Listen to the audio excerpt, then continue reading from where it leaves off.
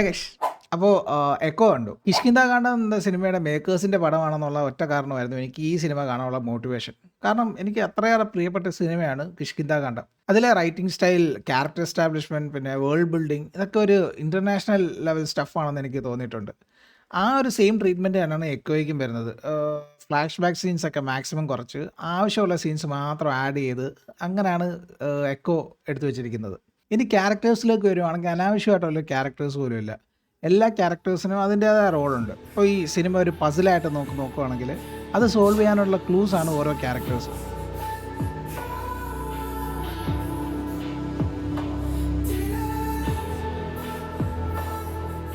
പിയൂസായിട്ട് അഭിനയിച്ച സന്ദീപ് വളരെ നാച്ചുറലായിരുന്നു. ചില സമയത്തുള്ള എക്സ്പ്രഷനും ചിരിയൊക്കെ ടോപ്പായിരുന്നു. അതേപോലെ മോഹൻ പോത്തനായിട്ട് അഭിനയിച്ച വിനീത്. പുള്ളിയിലെ ആക്ടറിന് ഇപ്പോഴും ഒരു കുഴപ്പം പറ്റിയിട്ടില്ല എന്നുള്ള തെളിവ് പുള്ളി ഈ സിനിമയിൽ ചെയ്തു വെച്ചിട്ടുണ്ട്. പിന്നെ അതുപോലെ തന്നെ മ്ലാത്തിച്ചേട്ടത്തി, കുര്യച്ചൻ, അശോകൻ, നരയൻ, പാപ്പച്ചനായിട്ട് അഭിനയിച്ച ചേട്ടൻ, അങ്ങനെ എല്ലാവരും നന്നായിട്ട് ചെയ്തിട്ടുണ്ട്. പിന്നെ പട്ടികളും ഈ പടത്തിലൊരു മെയിൻ ക്യാരക്ടറാണ്. ചില പട്ടികളെയൊക്കെ കാണുമ്പോൾ ഇതിനെ എങ്ങനെ ഇങ്ങനെ ബിഹേവ് ചെയ്യിപ്പിച്ചെടുത്തു എന്ന് വരെ ചിന്തിച്ചു പോയി. പിന്നെ DOP ആൻഡ് സിനിമാറ്റോഗ്രഫി എക്സലൻ്റ് ആയിരുന്നു. നമ്മൾ ആ സ്ഥലത്ത് പെട്ടുപോയെന്നുള്ളൊരു ഫീൽ ഉണ്ടാക്കിയെടുക്കാൻ കഴിഞ്ഞു എന്നുള്ളതാണ്. അതിന് കറക്റ്റായിട്ട് സിങ്ക് ആയിട്ടുള്ള മ്യൂസിക്കും. അപ്പോൾ ഇനി സിനിമയിലേക്ക് വരാം. ഇനി അങ്ങോട്ട് സിനിമ കണ്ടിട്ടുള്ളവർ മാത്രം കാണുക. ഹ്യൂജ് സ്പോയിലേഴ്സ് ഉണ്ട്. സോ ലെറ്റ്സ് ടോക്ക് സിനിമ. കഥയിലേക്ക് വരുമ്പോൾ കുര്യച്ചൻ എന്നൊരു ലാർജർ ദാൻ ലൈഫ് ക്യാരക്ടറിൻ്റെ മിസ്റ്ററീസ് ബേസ് ചെയ്തിട്ടാണ് സിനിമ മുന്നോട്ട് പോകുന്നത്. പുള്ളി ആരായിരുന്നു, പുള്ളി ഇപ്പോൾ എവിടെയാണ്, പിയൂസ് ആരാണ്, പിയൂസ് എങ്ങനെ പുള്ളിയുടെ റൈറ്റ് ഹാൻഡായി, പിയൂസ് എന്തിനിപ്പോൾ അയാളെ കൊല്ലാൻ നടക്കുന്നു, ഇങ്ങനെയുള്ള കുറച്ച് ചോദ്യങ്ങൾ അവശേഷിച്ചിട്ടാണ് സിനിമ അവസാനിക്കുന്നത്. പക്ഷേ ആ ചോദ്യങ്ങൾക്കുള്ള ഉത്തരങ്ങളെല്ലാം സിനിമയിലുണ്ട് താനും. അപ്പോൾ നമുക്ക് ഓരോ ചോദ്യങ്ങളായിട്ട് അനലൈസ് ചെയ്യാം. കുര്യച്ചന് പട്ടികളെന്ന് വെച്ചാൽ ക്രേസാണ്. അപ്പോൾ ഈ പട്ടികളെ അന്വേഷിച്ചാണ് കുര്യച്ചൻ മലേഷ്യയിൽ പോകുന്നത് മോഹൻ പോത്തനോടൊപ്പം. അവിടെ വെച്ചാണ് സോയി എന്ന മ്ലാത്തിച്ചേട്ടത്തെ പരിചയപ്പെടുന്നത്. അങ്ങനെ അവിടെ നിന്ന് തിരിച്ചു പോകുമ്പോൾ കൂടെ സോയിയും 4 പട്ടിക്കുഞ്ഞുങ്ങളും ഉണ്ട്. ആ ഒരു മലേഷ്യൻ സീക്വൻസിൽ നമുക്കൊരു കാര്യം മനസ്സിലാക്കാം. തനിക്ക് ആവശ്യമുള്ളത് നേടാൻ വേണ്ടി ആരെയും കൊല്ലാനോ അല്ലെങ്കിൽ ട്രാപ്പിലാക്കാനോ മടിക്കാത്ത ഒരാളാണ് കുര്യച്ചൻ. ആ പട്ടികളെ കൊന്ന് ആ കുഞ്ഞുങ്ങളെ സ്വന്തമാക്കുന്നതും സോയിയുടെ ഭർത്താവിനെ ട്രാപ്പിലാക്കി സോയിയെ സ്വന്തമാക്കുന്നതിന് ഉദാഹരണമാണ്. അതുപോലെ തന്നെ too much protection is A kind of restriction എന്നൊരു കാഴ്ചപ്പാടുള്ള കുര്യച്ചൻ അതിന് വിപരീതമായിട്ട് ഇങ്ങ് കേരളത്തിൽ വന്നിട്ട് മലമുകളിൽ ഒരു വീട്ടിൽ സോയിയെ അവിടെ തനിച്ചാക്കി പട്ടികളെ കാവൽ നിർത്തും, സോയിയുടെ പഴയ ഭർത്താവിനെ പോലെ. കുര്യച്ചൻ്റെ മക്കൾ സ്വന്തം അമ്മയെ നോക്കാൻ വേണ്ടി ഏർപ്പാടാക്കിയ ആളായിട്ടാണ് പിയൂസിനെ ഇൻട്രൊഡ്യൂസ് ചെയ്യുന്നത്. പക്ഷെ പിന്നീടാണ് മനസ്സിലാവുന്നത് തൻ്റെ യജമാനനെ അന്വേഷിച്ച് വന്ന മണികണ്ഠനാണ് പിയൂസ് എന്ന്. ഇനി ചെറുപ്പത്തിൽ തൻ്റെ അച്ഛനും അമ്മയെ നഷ്ടപ്പെട്ട കഥ പിയൂസ് പറയുന്നുണ്ട്. അങ്ങനെ അനാഥനായ പിയൂസിനെ കണ്ടെത്തുന്നത് കുര്യച്ചനായിരിക്കാം. ഇവിടെ കുര്യച്ചൻ ട്രെയിൻ ചെയ്ത, കുര്യച്ചന് വേണ്ടി എന്തും ചെയ്യാൻ മടിക്കാത്ത പട്ടികളെ പോലെ തന്നെയാണ് പിയൂസും. കാരണം കുര്യച്ചന് വേണ്ടി ഒരുപാട് പേരെ പിയൂസ് കൊന്നിട്ടുമുണ്ട്. അങ്ങനെ ഒരു കത്തിക്കുത്തിലാണ് കുര്യച്ചൻ ഒളിവിൽ പോകുന്നതും.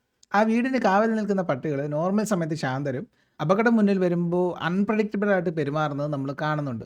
പിയൂസിൻ്റെ ക്യാരക്ടർ ഏകദേശം സെയിം ആണ്. ആ കാടിനകത്തുള്ള ഫൈറ്റിൽ പട്ടികൾ എങ്ങനെ ഫൈറ്റ് ചെയ്യുന്നു അതേപോലെയാണ് പിയൂസ് ഫൈറ്റ് ചെയ്യുന്നത്. ഇനി പിയൂസിൻ്റെ അച്ഛനെ അമ്മയും കൊന്നത് മേ ബി കുര്യച്ചനായിരിക്കാം. കാരണം നമ്മൾ മലേഷ്യൻ സീക്വൻസ് നോക്കുമ്പോൾ സോയ്ക്ക് വേണ്ടി ആ പട്ടികളെ എല്ലാം കൊല്ലുന്ന കുര്യച്ചന് കിട്ടുന്ന ബോണസ് ആയിരുന്നു ആ 4 പട്ടിക്കുഞ്ഞുങ്ങൾ.